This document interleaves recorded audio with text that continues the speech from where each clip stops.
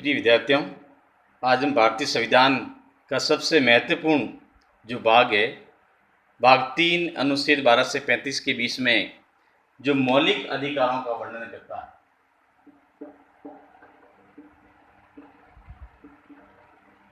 मौलिक अधिकार।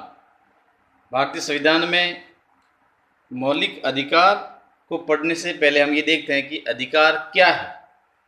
व्यक्ति के जीवन की वे स्थितियाँ, वे परिस्थितियाँ या राज्य के द्वारा इस प्रकार की व्यक्ति को सुविधाएं दी जाए जिससे कि व्यक्ति अपना सर्वांगीण विकास कर सकते, जिसमें व्यक्ति का आध्यात्मिक, सामाजिक, धार्मिक सभी प्रकार के पहलुओं को मद्देनजर रखते हुए व्यक्ति को अपने जीवन के अधिकार प्राप्त हो सके।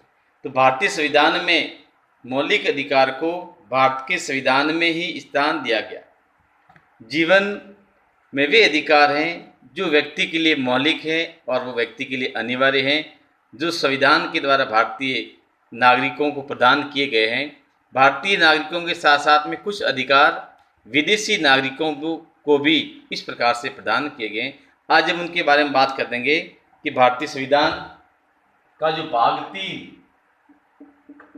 संविधान का भाग 3 अनुच्छेद 12 से 35 के मध्य में भारत के संविधान में मौलिक अधिकारों का वर्णन किया गया है।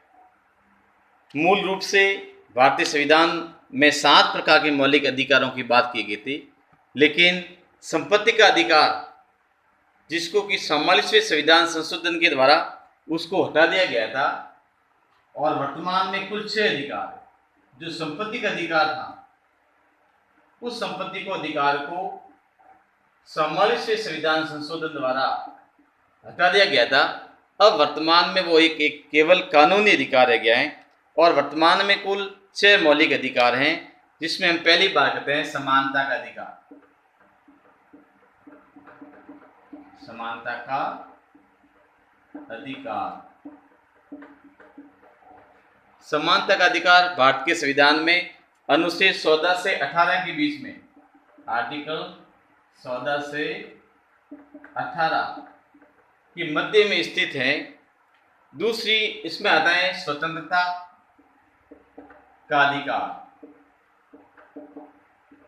स्वतंत्रता का अधिकार ये आर्टिकल 19 से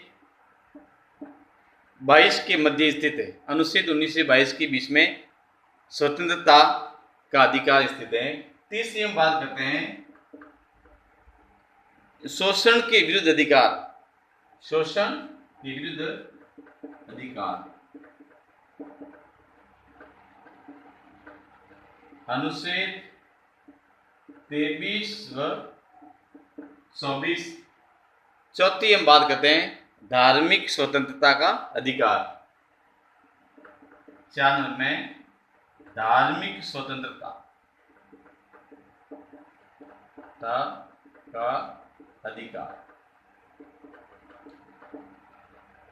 धार्मिक स्वतंत्रता का अधिकार अनुच्छेद 25 से 28 के बीच में, आर्टिकल 25 से 28 के मध्य में धार्मिक स्वतंत्रता के बारे में बात की गई है। उसके बाद में 5 आता है संस्कृति एवं शिक्षा का अधिकार। संस्कृति एवं शिक्षा का अधिकार। अनुच्छेद 29 व 30, आर्टिकल 29 व 30 के अधीन संस्कृति एवं शिक्षा का अधिकार आता है। और नेक्स्ट अंतिम में सकता है संवैधानिक उपचारों का अधिकार। संवैधानिक उपचारों का अधिकार, आर्टिकल 32। इस प्रकार से हम देखते हैं भारत के संविधान में वर्तमान में कुल 6 मौलिक अधिकार हैं। इन 6 मौलिक अधिकारों का हम अलग अलग दृष्टिकोण से इसका अवलोकन करेंगे। सबसे पहले हम बात करेंगे समानता के अधिकार के बारे में।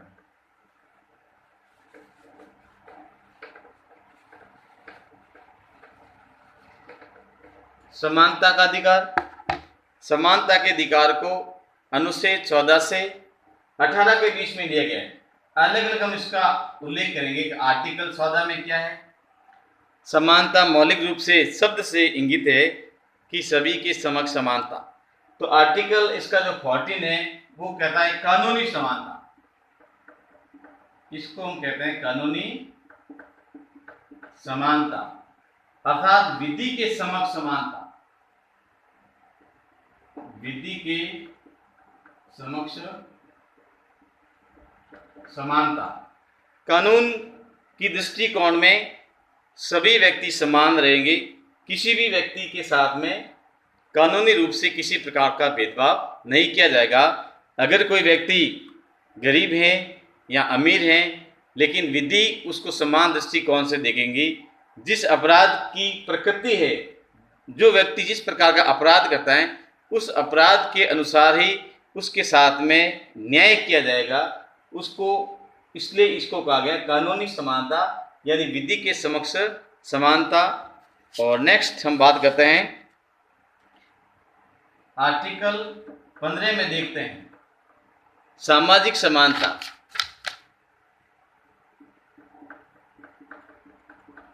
इसको सामाजिक समानता, सामाजिक समानता, सोशल इक्विलिटी, किस प्रकार से व्यक्ति समाज में रहे।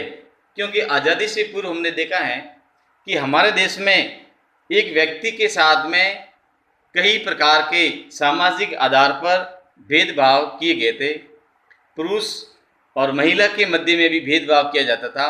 शिक्षा का क्षेत्र हो या समाज का कोई भी क्षेत्र हो, हर क्षेत्र में व्यक्ति के साथ में जाति के आधार पर, धर्म के आधार पर, नस्ल के आधार पर, रंग रूप के आधार पर विभिन्न प्रकार के जो भेदभाव किए गए थे, तो इनको किस प्रकार से समाप्त किया जाए।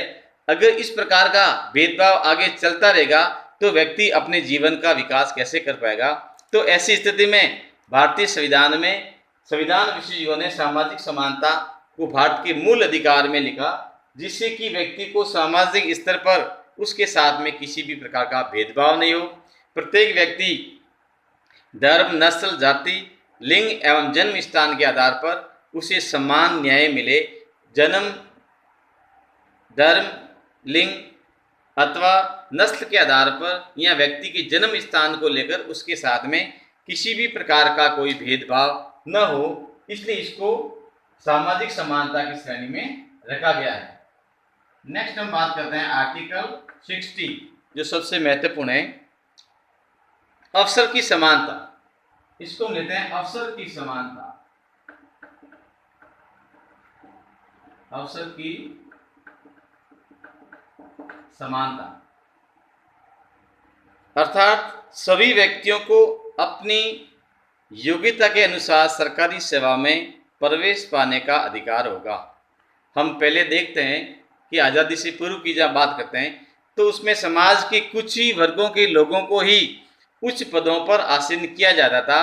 वहाँ पर योग्यता के आधार पर धर्म, जाति, रंग रूप इत्यादि का सामना करना पड़ता था। लेकिन भारतीय संविधान में इन सभी प्रकार की व्यवस्थाओं को समाप्त करके आर्टिकल 16 में अवसर की समानता का प्रावधान दिया गया था, जिसमें कोई भी व्यक्ति अपनी योग्यता के अनुसार सरकारी पद को प्राप्त कर सकता है।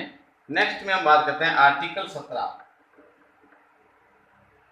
अस्पृश्यता का अंत। अस्पृश्यता का अंत, अनटचेबिलिटी, जो निषेध है जिसको भारतीय संविधान में ये एक व्यक्ति के साथ में गरिमा में जीवन जीने के लिए सबसे एक खतरनाक प्रवृत्ति रही हुई है, जिसमें कि कोई भी व्यक्ति अपने इस प्रकार का जीवन व्यतीत नहीं कर सकता है।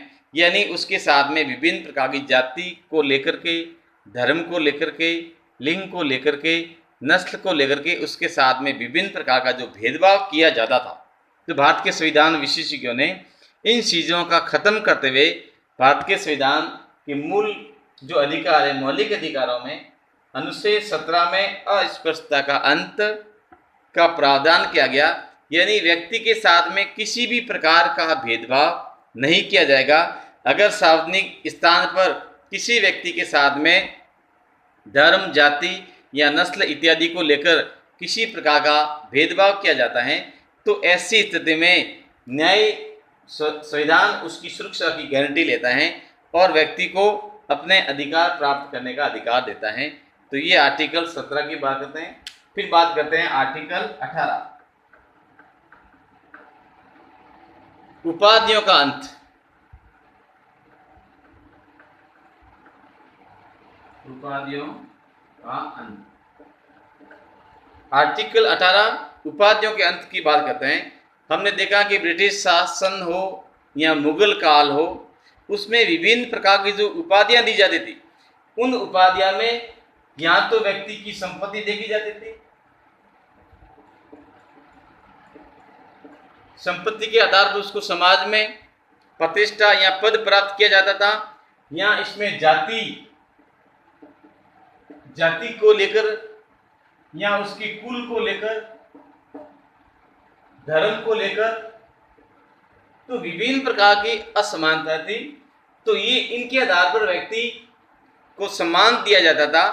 तो इस प्रकार के भारत के संविधान में विभिन्न प्रकार की जो आज़ादी से पहले जितने भी जो मुगल काल का पीरियड हो या ब्रिटिश काल का पीरियड हो, उस काल में जो विभिन्न प्रकार की जो उपाधियां प्रदान की जाती थी, उन उपाधियों को इसमें समाप्त करने का प्रावधान किया गया। और मौलिक अधिकारों में ये व्यवस्था की गई कि अब व्यक्ति को इस प्रकार से किसी भी प्रकार की उपाधि प्रदान नहीं की जाएगी और इन सभी प्रकार की उपाधियों को समाप्त करते हुए केवल शिक्षा और सेना यानी विद्या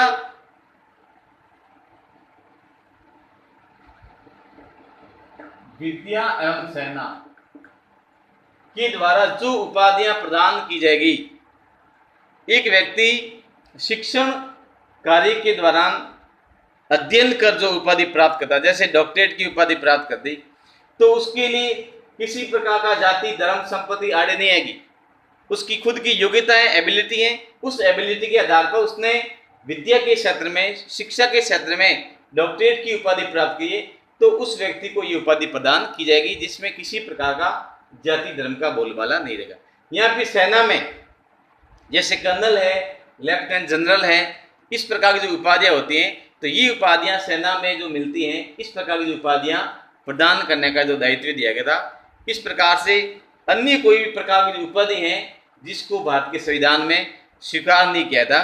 तो इस प्रकार ये भारतीय संविधान में मूल अधिकारों का सबसे प्रथम जो अधिकार है समानता का, इक्विलिटी, राइट टू इक्विलिटी, समानता का अधिकार, जो अनुच्छेद 14 से 18 के बीच में प्रदान किया गया है।